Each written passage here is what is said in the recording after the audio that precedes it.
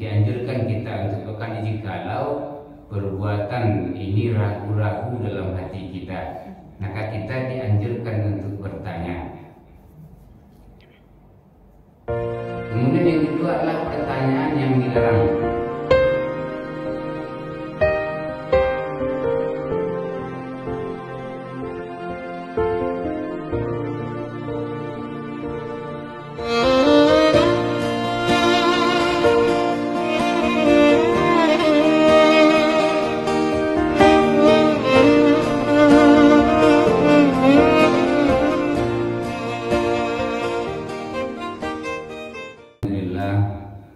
Alhamdulillahilladzi ahyana ba'dama amatana wa ilaihi nusyur. Asyhadu an la ilaha illallah wahdahu la syarikalah wa asyhadu anna Muhammadan abduhu wa rasuluh la nabiyya ba'da, amma ba'd. Bapak-bapak, ibu-ibu sedang jemaah subuh rahimakumullah, kembali kita lanjutkan uraian tentang hadis yang telah kita bacakan minggu yang lampau. Kemarin telah kita sampaikan wa ma amartukum bihi fatu minhu mastata'tum. Laksanakanlah semampu kalian, dan apa yang aku perintahkan laksanakanlah semampumu.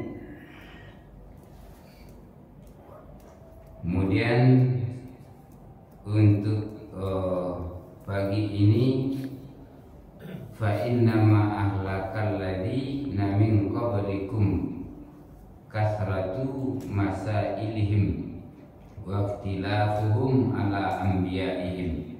Sesungguhnya yang membinasakan umat-umat sebelum kalian adalah banyak bertanya dan berselisih tentang nabi mereka.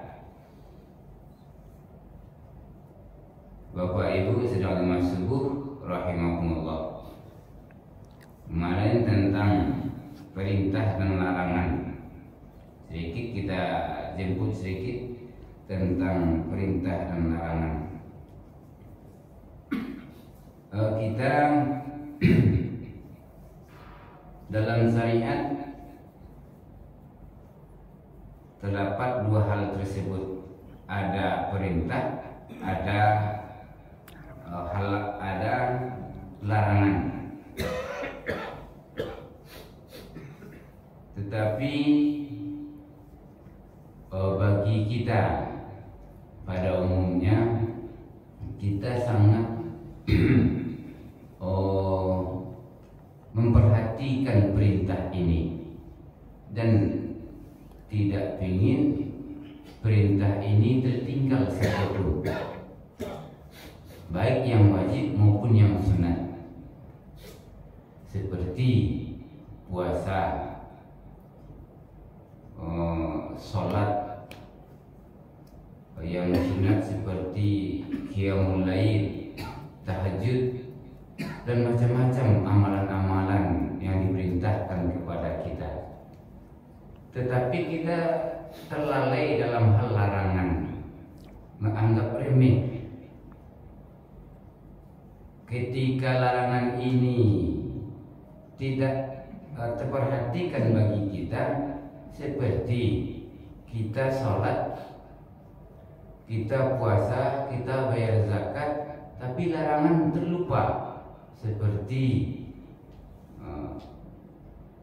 bergunjing, ghibah, itu larangan nyata dalam Al-Quran. Bagi kaum wanita atau ibu-ibu, sholat, tahajud rajin, sedekah rajin, tapi terlupa untuk menutup aurat keseharian. Bentuknya bisa, tapi itu adalah larangan yang terlupakan bagi kita. Ini sangat hati-hati kita dalam memperhatikan larangan ini. Perintah sudah kita kerjakan yang bentuk wajib. Rasul tidak pernah tinggal dari kewajiban yang 5. malahan sudah naik haji. Sholat malam rajin, sedekah subuh rajin, cukup semuanya. Tapi hal-hal yang bentuk larangan yang kadang-kadang terlupakan bagi kita, inilah perlu kita ingat-ingatkan kembali. Atau bagi bapak-bapak yang dikatakan dengan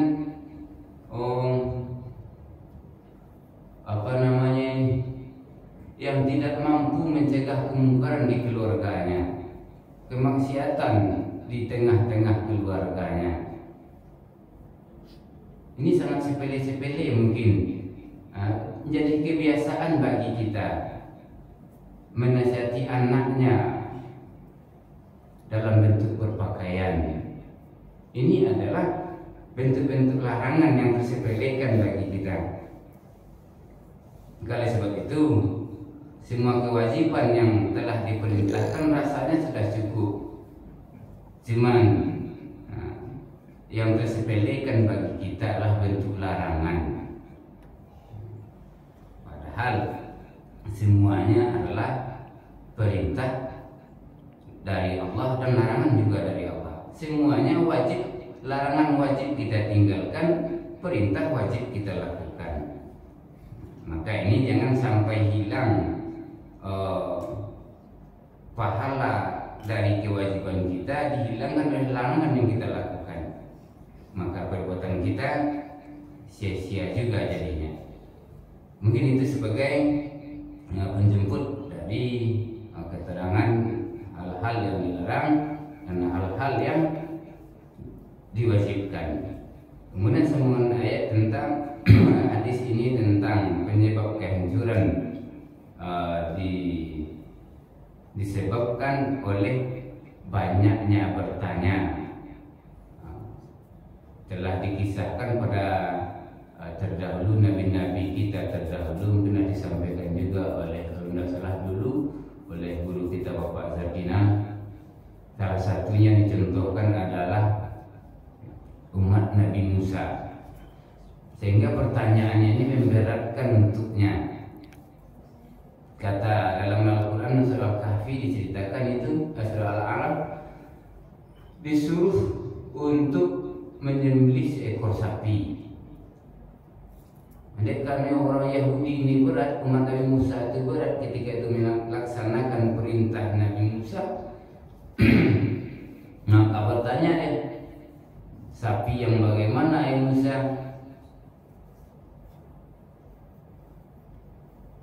Berapa umurnya ya Musa? Apa warnanya ya Musa? Sampai-sampai perintah ini tidak terlaksanakan olehnya. Begitu salah satu larangan, karena dia enggan melakukan perintah yang diperintahkan oleh Nabi Musa. Maka di zaman Nabi Muhammad pun demikian. Diriwayatkan bahwasanya semasa hidup sahabat kaum Muhajirin dan Ansar juga dilarang oleh Nabi banyak bertanya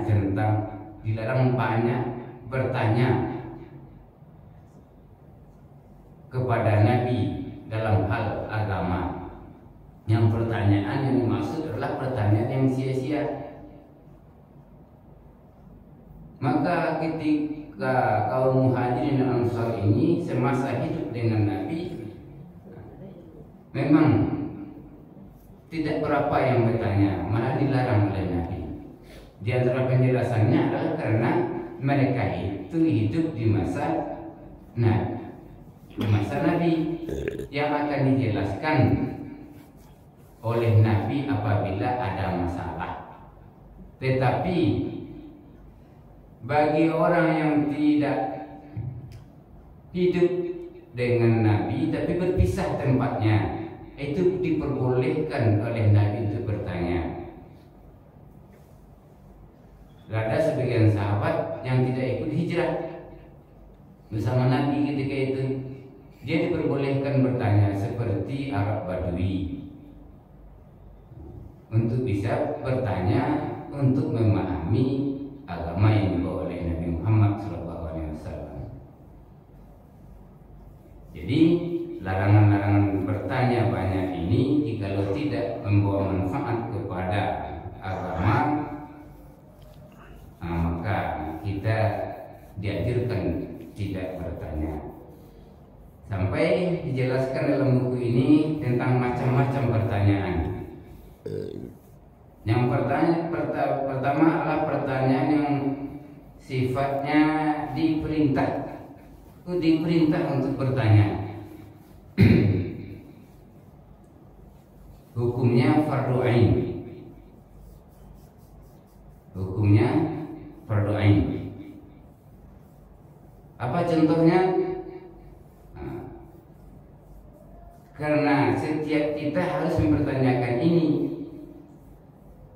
yaitunya tentang hal-hal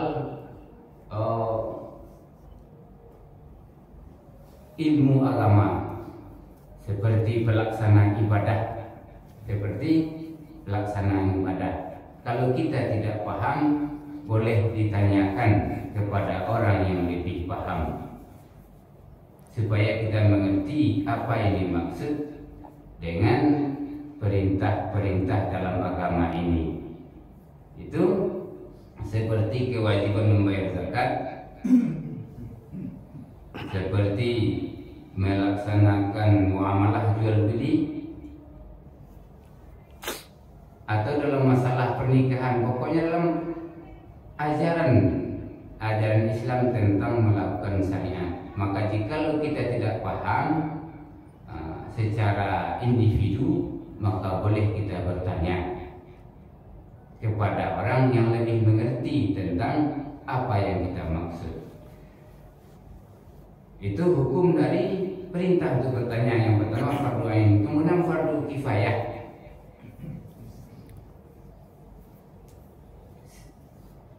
Sebenarnya fardu kifayah ini sebagaimana yang telah kita pahami. Kalau awak tanya orang Cina, awak tanya tadi, tidak usah ditanya.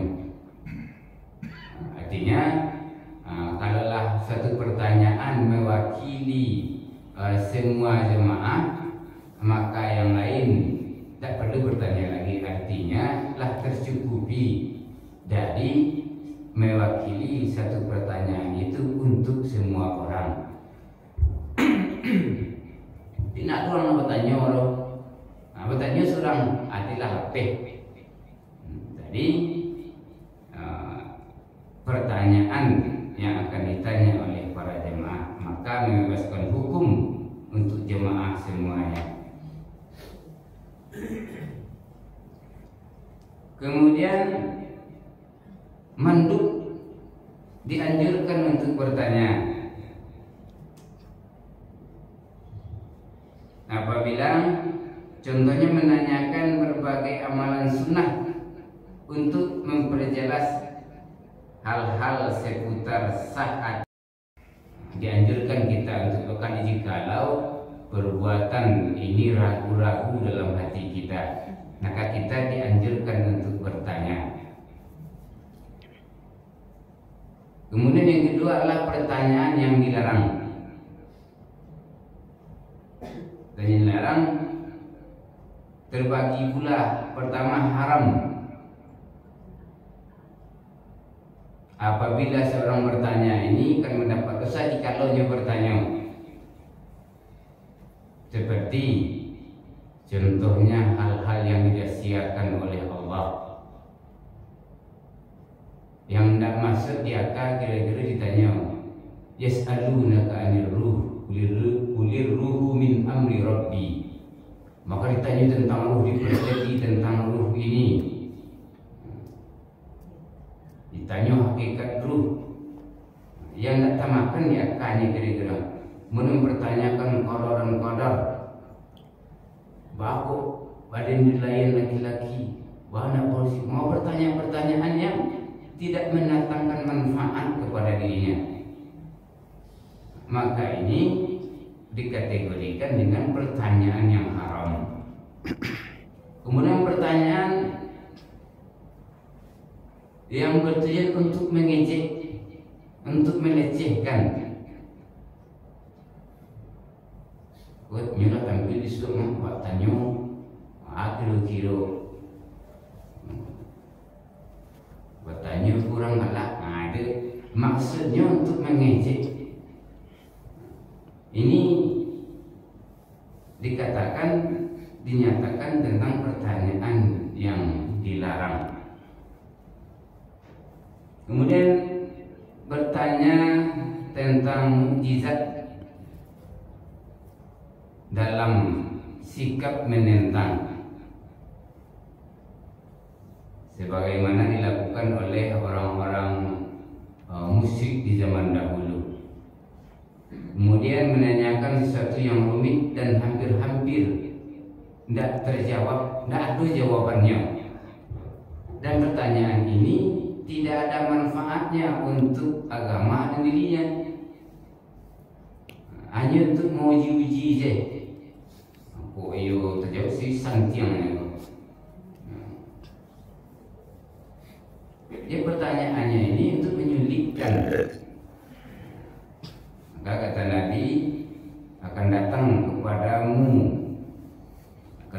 kepada umatku suatu kaum yang menanyakan kepada para ulama berbagai permasalahan yang rumit. Mereka inilah seburuk-buruk umatku. Maka pertanyaannya ini tidak ada manfaat, tapi hanya mencubu-cubu saja. Waktu itu jawab santiang.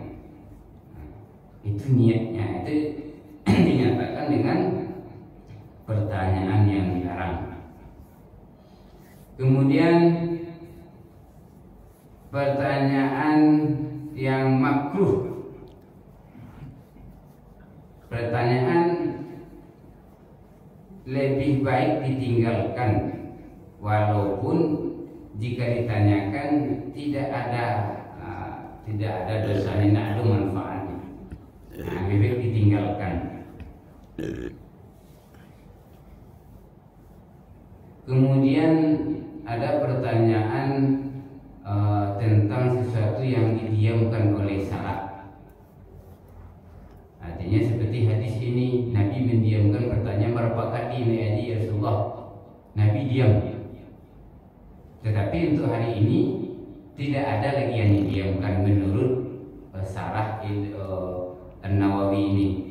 Tidak ada pada hari ini yang tidak jelas, karena Al-Quran diturunkan secara sempurna.